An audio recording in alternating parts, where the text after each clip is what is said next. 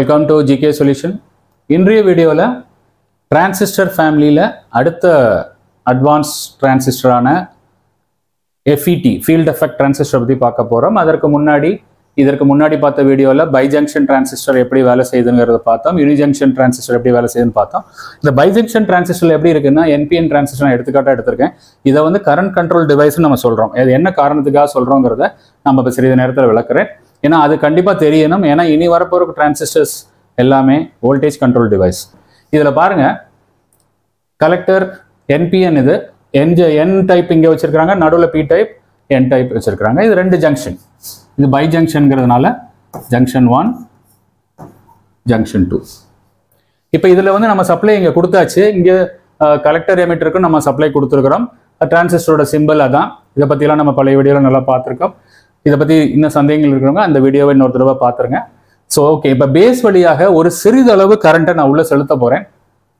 சிறிதளவு, ஒரே ஒரு எலக்ட்ரான் கரண்ட். எலக்ட்ரான்ங்கிறது ரிவர்ஸ் ஓட்டம், எலக்ட்ரான் மைனஸ்ங்கிறதுனால ரிவர்ஸ் ஓட்டம். இப்போ நான் கரண்ட்டை தான் காமிச்சிருக்கிறேன், இது எலக்ட்ரான் கிடையாது, கரண்ட். அப்போ கரண்ட் உள்ள நுழைஞ்சு P டைப்புக்குள்ளே போயிட்டு P டைப்லேருந்து N டைப்பில் வந்து எமிட்டரை நோக்கி வெளியில் போயிடுச்சு. அப்போ இந்த ஜங்ஷனில் இருக்கக்கூடிய பேரியர் வோல்டேஜ் சின்னதாகிடுது. புரியுதுங்களா? ஓகே, இது வழியாக நம்ம ஒரு சிறிய எலக்ட்ரான், சிறிய கரண்ட், நான் இனிமேல் கரண்ட்னு சொல்கிறேன். இந்த கரண்ட் உள்ள நுழைஞ்சு போகிறதுனால கலெக்டரில் இருக்கக்கூடிய கரண்ட் என்ன நடக்கும்? கண்டக்ட் பண்ண ஆரம்பிச்சிருக்கும். அப்போ இந்த கலெக்டர் டு எமிட்டர் இருக்கக்கூடிய கரண்ட்டை நம்ம கண்ட்ரோல் பண்ணணும்னா இந்த பேஸில் இருக்கக்கூடிய கரண்ட்டை நம்ம மாற்றணும்னா போதும். அதுதான் நம்ம வந்து டிரான்சிஸ்டரில் பார்த்தோம். ஆனால் என்ன ஆகுது பாருங்க, பேஸில் கொடுத்த கரண்ட் என்னாச்சு? அதுவும் கலெக்டர் எமிட்டர் கரண்ட்டோட சேர்ந்து கன்சியூம் ஆயிடுச்சு. அப்போ பேஸ் வழியாக ஒரு சிறிய அளவு கரண்ட் கன்சப்ஷன் இருக்கு. அந்த கரண்ட் தான் போய் நமக்கு இதை கண்ட்ரோல் பண்ணுது. அதனால தான் இதுக்கு பேர் கரண்ட் கண்ட்ரோல் டிவைஸ். இப்போ புரியுதுங்களா? அப்போ நம்ம இனி வரப்போகிற FETல பார்த்தீங்கன்னா இந்த மாதிரி இருக்காது. இது வழியாக நம்ம எது வழியாக கண்ட்ரோல் பண்ணுறோமோ அது வழியாக நம்ம கரண்ட்டை செலுத்தி உள்ளுக்குள்ளே பயன்படுத்திக்க மாட்டோம். அந்த இடத்துல ஒரு வோல்டேஜை மட்டும் ப்ரெசென்ட் பண்ணால் போதும், அந்த டிரான்சிஸ்டர் கண்டக்ட் ஆகிடும். இப்போ இதில் கண்டக்ட் ஆகணும்னா சிறிதளவு எலக்ட்ரானை இங்கே பேஸ்லேருந்து நம்ம இழக்க வேண்டியிருக்கு. அதனால தான் இது கரண்ட் கண்ட்ரோல் டிவைஸ். ஓகேங்க, இது கண்டிப்பாக புரிஞ்சிருக்கும்னு நம்புகிறேன். ஓகே, இப்போ நம்ம வந்து அடுத்து FET ஃபீல்ட் எஃபெக்ட் டிரான்சிஸ்டர், JFETன்னு கூட சொல்லுவாங்க. ஓகே, JFETன்னு சொல்லுவாங்க நார்மலாக, சிம்பிளாக வேர்ட்ஸில் சொல்லும் பொழுது. இந்த ஃபீல்ட் எஃபெக்ட் டிரான்சிஸ்டரில் எப்படி மாற்றிருக்காங்க பார்த்தீங்களா? ஒரு இது வந்து N சேனல். இதில் வந்து NPN சொல்ல மாட்டாங்க. எது மேஜர் போர்ஷன் இருக்கோ அதை வச்சு சொல்லிடுவாங்க. இது வந்து N சேனல். இது P நடுவில் P இருக்குது, இந்த ரெண்டு பக்கமும் N டைப் இருக்குன்னா அது வந்து P சேனல். அதையும் பார்ப்போம். இப்போ முதல்ல N சேனலை பற்றி பார்க்கலாம்.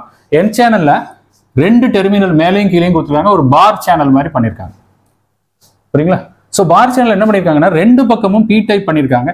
இதற்கு முன்னாடி பார்த்த காம்பனண்ட்ல யூனிஜங்ஷன் டிரான்சிஸ்டர்ல ஒரே ஒரு P தான், அதுவும் சென்டரில் இல்லை, கொஞ்சம் மேலே நோக்கி வச்சிருந்தாங்க. அதோட பர்பஸ் வேறு. இப்போ இதில் பார்த்தீங்கன்னா சென்டரில் வச்சிருக்காங்க, சரௌண்டில் வச்சிருக்காங்க. ஸோ அப்போ என்ன ஆகுதுன்னா இதை வந்து இதுலேருந்து ஒரு டெர்மினல் எடுத்துட்டாங்க, கேட்டுன்னு. கீழே இருக்கிறது சோர்ஸ்ன்னு சொல்கிறாங்க, மேலே இருக்கிறத ட்ரெயின்னு சொல்கிறாங்க. எமிட்டர் கலெக்டர் மாதிரி தான். சோர்ஸ் ஏன் சொல்கிறாங்கன்னா இங்கிருந்து எலக்ட்ரான் வெளியேறி ட்ரெயின் வழியாக வெளியேறிடும். இது வழியாக உள்ள நுழைஞ்சு ட்ரெயின் வழியாக வெளியேறிடும். அதோட பாதை அப்படி தான் இருக்கும், ரிவர்ஸில் வராது. நம்ம வோல்டேஜ் இப்படி தான் கொடுக்கணும், ரிவர்ஸில் கொடுக்கக்கூடாது. அப்போ இந்த மாதிரி கொடுக்கும்போது இது வழியாக சோர்ஸுங்கிறது எலக்ட்ரானை சோர்ஸ் கொடுக்குது, சப்ளை பண்ணுது. ட்ரெயின் வந்து இது வழியாக எலக்ட்ரான் ட்ரெயின் ஆகி வெளியில் போயிடுது. ஆனால் கரண்டோட டைரக்ஷன் பார்க்க நான் எப்போது சொல்லியிருக்கிறேன், எலக்ட்ரானுக்கு ஆப்போசிட். கரண்ட் உள்ள நுழைஞ்சு இது வழியாக அப்படி போயிடும். அப்போ நீங்கள் புரிஞ்சுக்கும் போது இந்த டைரக்ஷனை புரிஞ்சுக்கணும். இப்போ நீங்கள் வந்து இது எப்படி அமைப்பை வச்சு புரிஞ்சுக்கும் போது நான் எலக்ட்ரானை பற்றி சொல்லிடுறேன். புரியுதுங்களா? இந்த எலக்ட்ரான் கன்வென்ஷனல் கரண்ட் எப்போதும் ஆப்போசிட்டுங்க, ரெண்டும் ஒன்று தான். நம்ம சொல்றது தான், அந்த டைரக்ஷனை வந்து மட்டும் மாத்திரம். ரெண்டுமே கரண்ட் தான், ரெண்டுமே எலக்ட்ரான் தான், ரெண்டுமே கரண்ட் தான். எலக்ட்ரானோட ஓட்டத்தை தான் நம்ம கரண்ட்னு சொல்கிறோம். அதோட மைனஸ் எலக்ட்ரானோட சார்ஜ் வந்து நெகட்டிவ்ங்கிறதுனால நம்ம கரண்ட்டை வந்து பாசிட்டிவ் சார்ஜில் நம்ம கன்சிடர் பண்ணிக்கிறோம். அப்போ தான் ஒரு சர்க்யூட்டை புரிஞ்சுக்க முடியும். ஓகேங்க, இப்போ இது வழியாக என்ன பண்ணுறோன்னு பாருங்கள். இப்போ நான் சப்ளை வந்து இதுக்கு மட்டும் கொடுக்குறேன். இதோட சிம்பிள் இப்படி தான் இருக்கும். ஏரோ மார்க் N சேனலாக இருந்தால் இந்த டைரக்ஷனில் இருக்கும், உள்நோக்கி இருக்கும். P சேனலாக இருந்தால் ஏரோ மார்க் வெளியில் இருக்கும். மற்றபடி வேற ஒன்றும் இல்லை. ட்ரெயின் சோர்ஸுக்கு வெறுமன மார்க்கிங் மட்டும்தான், அதில் எதுவும் ஏரோ மார்க்ஸ் இருக்காது. சரிங்க, இப்போ நான் என்ன பண்ண போகிறேன், சப்ளை கொடுக்க போகிறேன். ட்ரெயினுக்கும் சோர்ஸுக்கும் சப்ளை கொடுக்க போகிறேன். சப்ளை கொடுத்தோன்னா என்ன ஆகுது, இந்த ட்ரெயின் சோர்ஸ் சப்ளைங்க கொஞ்சம் அதிகமான வோல்டேஜ் கொடுக்கலாம். இப்போ இந்த வோல்டேஜ்னால என்ன ஆகுதுன்னா கரண்ட் எலக்ட்ரான் வந்து சோர்ஸ்ல இருந்து வெளிப்பட்டு, ஏன்னா இது மைனஸ்ங்கிறதுனால இங்க எலக்ட்ரான் ஜாஸ்தி இருக்கு, எலக்ட்ரான் இங்க இருந்து வெளிப்பட்டு ட்ரெயினை நோக்கி அடைஞ்சு ட்ரெயின்ல இருந்து சப்ளைக்கு போயிடுது. இப்போ புரியுதுங்களா? ஸோ இப்போ என்ன, அது எந்த கண்ட்ரோலுமே இல்லை, நம்ம சப்ளை கொடுத்த உடனே கண்டக்ட் ஆயிடுச்சு. காரணம் அதை கண்ட்ரோல் பண்றதுக்காக நம்ம எந்த ஒரு ஆக்ஷனுமே எடுக்கல. அப்போ எப்பொழுதுமே இது கண்டக்டிவிட்டியில தான் இருக்கு. இது என்ன இருக்கு, கண்டக்டிவிட்டியில தான் இருக்கும். நீங்க சப்ளை கொடுத்து ஸ்டாப் பண்ணி வைக்கணும், அதற்கப்புறம் தேவைப்படும் பொழுது கண்ட்ரோல் பண்ணிக்கலாம். இப்போ நான் என்ன பண்ண போறேன், இந்த கேட்ல என்ன செய்ய போறேன், இந்த இது அதோட அமைப்பை பாருங்க. இது வந்து ஒரு பி, இது ஒரு பி டைப், நடுவில் இருக்கிறது என் டைப். அப்போ இங்க ஒரு ஜங்ஷன், இங்க ஒரு ஜங்ஷன், ரெண்டு ஜங்ஷன் இருக்கிற மாதிரி இருக்கு. இது சர்க்குலரா இருக்கும், பட் ரெண்டு ஜங்ஷன் எடுத்துக்கலாம். படத்தை பொறுத்தளவுல ரெண்டு ஜங்ஷன் இருக்கிற மாதிரி கிடைக்கும். இந்த எல்லோ கலர்ல இருக்கிறது என்னது, டெப்ளீஷன் லேயர். டெப்ளீஷன்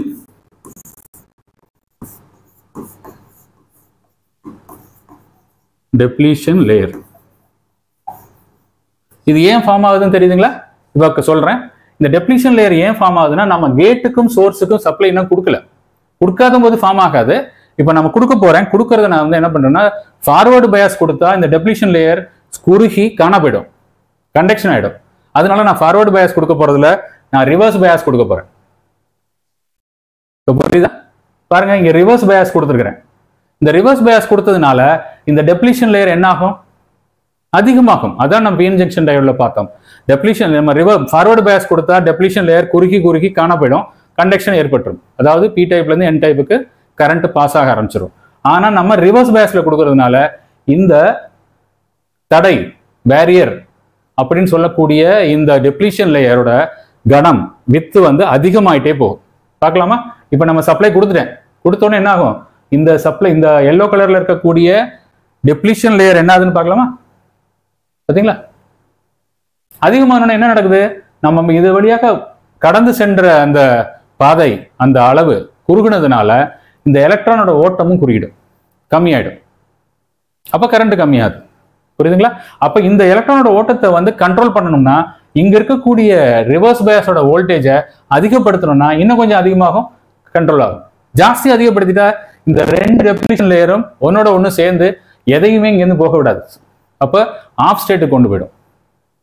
அப்ப ரொம்ப எளிதா நம்ம என்ன செய்யறோம்னா, இதுல இருக்கக்கூடிய வோல்டேஜ் மட்டும், கரண்ட் கிடையாது, இது வழியாக எலக்ட்ரான் பாஸ் ஆகலைங்க. இதுல இருக்கக்கூடிய வோல்டேஜ் பிஜிஎஸ் சொல்லக்கூடிய இந்த வோல்டேஜை மட்டும் அதிகப்படுத்த, வோல்டேஜ்ங்கிறது அழுத்தம்ங்க, கரண்ட்டுங்கிறது தான் அது வழியா நம்ம பயன்படுத்தக்கூடிய ஒரு பொருள்.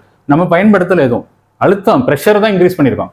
அப்ப ப்ரெஷர் இன்க்ரீஸ் பண்றது மூலியமாக இந்த மஞ்சள் கலர்ல இருக்கக்கூடிய டெப்ளீஷன் லேயரோட வித்தை இன்னும் அதிகப்படுத்தி பாதையை குறுக வைக்கிறோம்.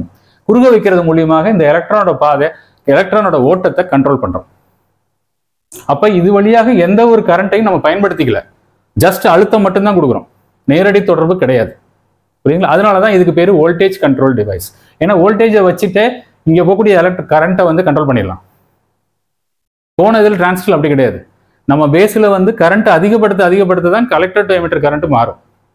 நம்ம பேஸ் வழியா கொடுத்த கரண்ட்டும் கன்சியூம் ஆயிடும். இங்க கரண்டே போகல, அழுத்தம் தான் கூடி இருக்கு. புரியுதுங்களா? அப்ப அழுத்தம் கூட்டம் இப்படி பிரஸ் பண்ற மாதிரி, கையில பிடிச்சி இப்படி பிரஸ் பண்ற மாதிரி பிரஸ் பண்ணோம்னா, டியூபை பிரஸ் பண்ணா என்ன ஆகும், தண்ணி போற தண்ணி குறையும். ஆனா அதே சமயத்தில் நம்ம கை தண்ணி, விரல் வந்து தண்ணியில படுமா, படாது. அதே மாதிரி தான் இது ஒரு டியூப் மாதிரி வச்சுக்கோங்க.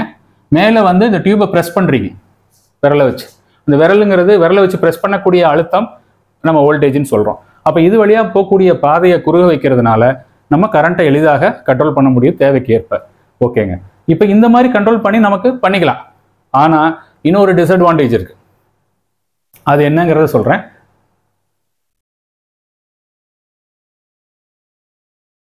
இப்ப இந்த வோல்டேஜ் இருக்கு இல்லைங்களா, இந்த வோல்டேஜ் வந்து சப்போஸ் 4 வோல்ட்னு எடுத்துக்கோங்க.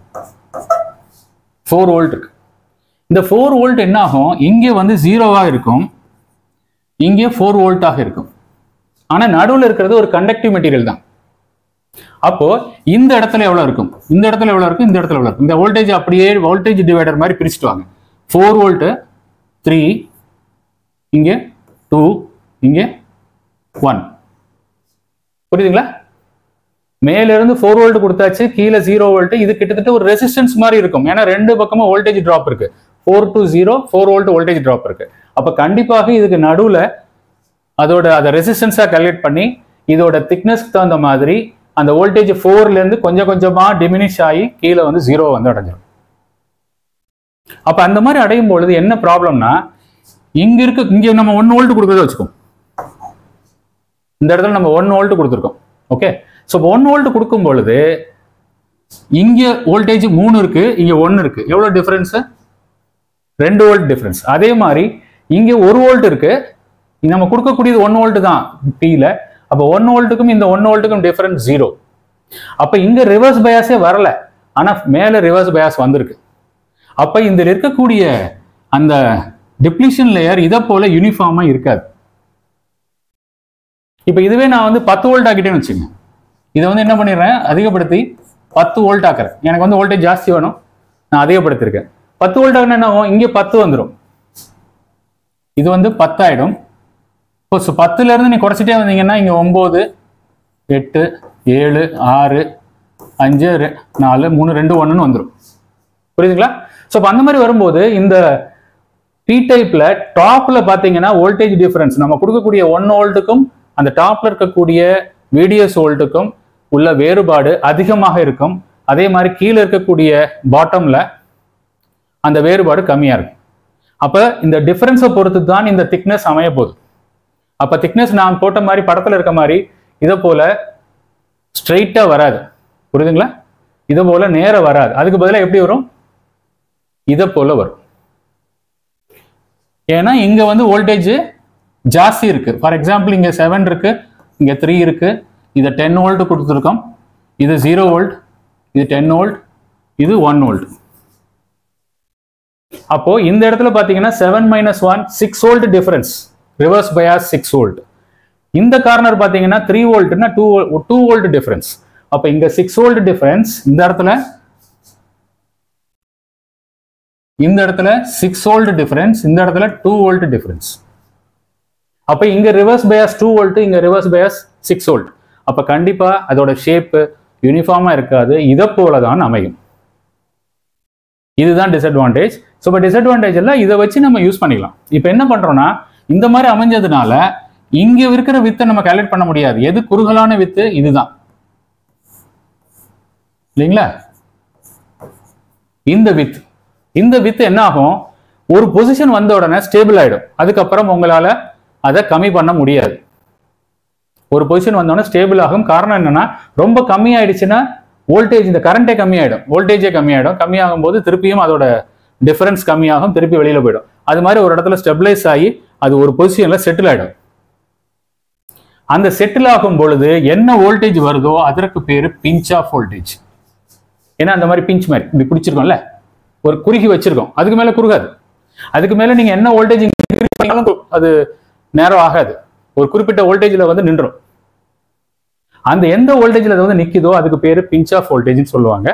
அதுக்கு அந்த வோல்டேஜ், அந்த டைமுக்கு அப்புறம் நீங்க வோல்டேஜை என்ன மாத்தினாலும் அந்த பிஞ்ச் ஆஃப் வோல்டேஜ்ங்கிற அந்த நேரோ பேசேஜ் மாறாது. அதனால இது வழியாக பாஸ் ஆகக்கூடிய கரண்ட்டும் மாறாது, ட்ரெயின் கரண்ட்டும் மாறாது. ஸோ ஒரு ட்ரெயின் கரண்ட்டை கான்ஸ்டன்ட் ஆக்கணும்னா இந்த மாதிரி நீங்க பிஞ்ச் வோல்டேஜுக்கு மேலே கொடுத்துட்டீங்கன்னா அது வழியாக கடக்கிற கரண்ட்டை வந்து நம்ம நிலையாக வைக்க முடியும். அதுதான் இதில் உள்ள அட்வான்டேஜாக நீங்க மாத்திக்கலாம், பயன்படுத்திக்கலாம். ஆனா இந்த மாதிரி ஒரு ப்ராப்ளம் இருக்கு. புரியுதுங்களா? ஸோ இப்போ இதுதான் இதோட ஃபீல்ட் எஃபெக்ட் டிரான்சிஸ்டர் ஜேஃபெட்னு சொல்லக்கூடிய ஒரு மின்னணு பொருள். அது எப்படி அமைந்திருக்கு, எப்படி அதுக்குள்ள உருவமைப்பு இருக்கு, அது எப்படி வேலை செய்யுது அப்படிங்கிறத பத்தி சொல்லியிருக்கோம். ஸோ இப்போ இதுல கண்டிப்பா உங்களுக்கு இந்த சோர்ஸ் ட்ரெயின் உங்களுக்கு சொல்லியிருக்கிறேன். சோர்ஸ் வந்து எலக்ட்ரானை சப்ளை சோர்ஸ் பண்ணுது, ட்ரெயின் வந்து அது வழியா எலக்ட்ரானை ட்ரெயின் பண்ணிடுது. அதனால சோர்ஸ் வந்து நம்ம இதை சோர்ஸுங்கிறோம், அதை ட்ரெயினுங்கிறோம். இனிமே கலெக்டர் எமிட்டர்னு சொல்ல மாட்டோம். அது மட்டும் இல்லை, நம்ம அப்போ நீங்கள் கேட்கலாம், சோர்ஸ்னா எலக்ட்ரானை சப்மிட் பண்ணுது, அங்கே ப்ளஸ் வோல்ட் கொடுக்கணும், அங்கே மைனஸ் வோல்ட் கொடுக்கணும். ஏன்னா எலக்ட்ரான் மைனஸ் சார்ஜுங்கிறதுனால இங்கே மைனஸ் வோல்ட் கொடுக்கணும், ட்ரெயினில் ப்ளஸ் வோல்ட் கொடுக்கணும். புரியுதுங்களா? ஸோ இப்போ இதில் வந்து இது வோல்டேஜ்னு ஏன் சொல்கிறோம்? ஏன்னா இது வழியாக கரண்ட், இதில் இருக்கக்கூடிய வோல்டேஜை மட்டும்தான் நம்ம எடுத்துட்டு இருக்கோம். கரண்ட் வந்து இது வழியாக போகாது. என்ன காரணம்னா, இங்கே போகும்போது ரிவர்ஸ் பயாஸில் கொடுக்கறதுனால இந்த எலக்ட்ரான் இங்கேருந்து இங்கே கிராஸ் ஆகாது. ஃபார்வர்டு பயாஸ்னா அந்த டெப்ளிஷன் லேயரை வேனிஷ் பண்ணிட்டு கிராஸ் ஆகும்னு சொன்னோம். ஆனால் இங்கே நம்ம டெப்ளிஷன் லேயரை அதிகப்படுத்துறோம், கம்மி பண்ணல. அப்போ நம்ம கொடுக்கக்கூடிய வோல்டேஜ் அழுத்தத்தை மட்டும்தான் நம்ம எடுத்துட்டு இருக்கோம். கரண்ட் அது வழியாக பாஸ் ஆகலை. அதனால இது வோல்டேஜ் கண்ட்ரோல் டிவைஸ். அதனால பல நன்மைகள் இருக்கு. நம்ம சிக்னல் லாஸ் ஆகாது. நம்ம இந்த ஸ்டேஜில் இந்த ஸ்டேஜுக்கு நேரடி கரண்ட் தொடர்பு கிடையாது. அது சேஃப். புரியுதுங்களா? ஸோ இப்போ இதுதான் வந்து ஃபீல்ட் எஃபெக்ட் டிரான்சிஸ்டரோட வேலை செய்கிற விதம். இது கண்டிப்பாக உங்களுக்கு புரிஞ்சிருக்கும்னு நம்புறேன். இந்த ஃபீல்ட் எஃபெக்ட் டிரான்சிஸ்டரை வச்சு என்ன பொருள் பண்ணியிருக்காங்கன்னு ஒரு எடுத்துக்காட்டுக்காக சொல்கிறேன். ஆனால் இது அதிகமாக நம்ம டைரெக்டாக ஃபீல்ட் எஃபெக்ட் டிரான்சிஸ்டர் பயன்படுத்துறது இல்லை. இதுக்கு அடுத்து வரக்கூடிய MOSFET, metal oxide silicon field effect transistor தான் நம்ம பயன்படுத்த போகிறோம். ஓகேங்களா? ஸோ இப்போ இதுக்கு அடுத்து வந்து ஒரு சர்க்யூட் பி டைப். இது வந்து பி சேனல் சொல்கிறேன். என் சேனல் பி சேனல் ஒன்றும் வித்தியாசம் இல்லைங்க. இந்த நடுவில் இருக்கக்கூடிய பாகம் பி டைப்பாக இருக்கும், ரெண்டு சைடு இருக்கிறது என் சேனலாக இருக்கும்.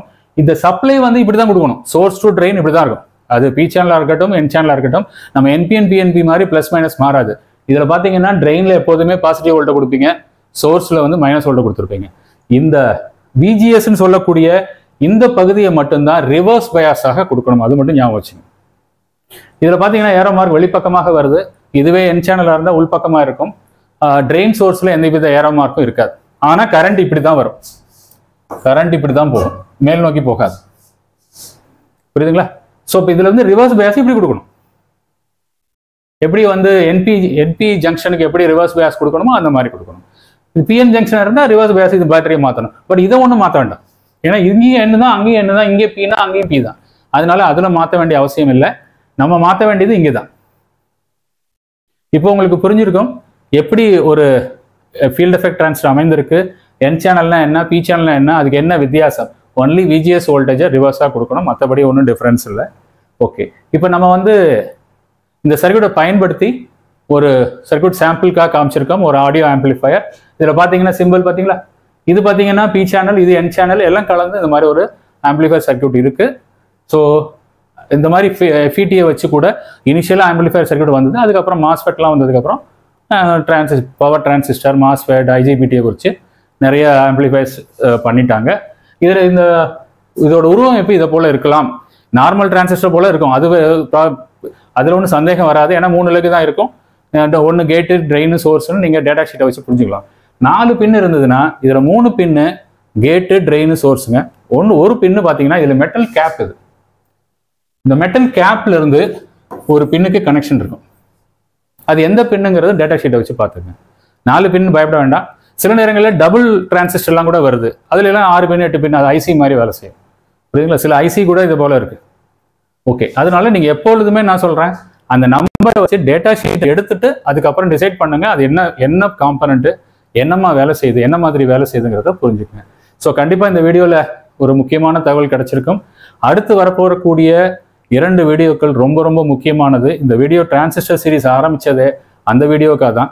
ஸோ இது புரியாமல் அது புரியாதுங்கிறதுனால தான் நம்ம இதை தெளிவாக பண்ணோம். ஒரே வீடியோவில் பண்ணால் லாங் ஆகிடுங்கிறதுக்காக பிரித்து பண்ணியாச்சு. ஸோ இப்போ எது தேவையோ நீங்கள் வந்து பின்னாடி ரெஃபர் பார்த்துக்கலாம், உங்களுக்கு வசதியாக இருக்குங்கிறதுனால. கண்டிப்பாக உங்களோட ஃபீட்பேக்கை கொடுங்க. இதுவரை வந்த ஃபீட்பேக்கும் எனக்கு ரொம்ப திருப்தியாக இருக்குது. கண்டினியூஸாக நம்ம இதோட ஆரம்பித்ததை கடைசி டிரான்சிஸ்டர் வரை தெளிவாக நம்ம பார்க்கலாம். கண்டினியூஸாக மானிட்டர் பண்ணுங்கள். அடுத்து வரக்கூடிய நல்லதொரு வீடியோவில் சந்திக்கலாம் நண்பர்களே. தேங்க்ஸ் ஃபார் வாட்சிங்.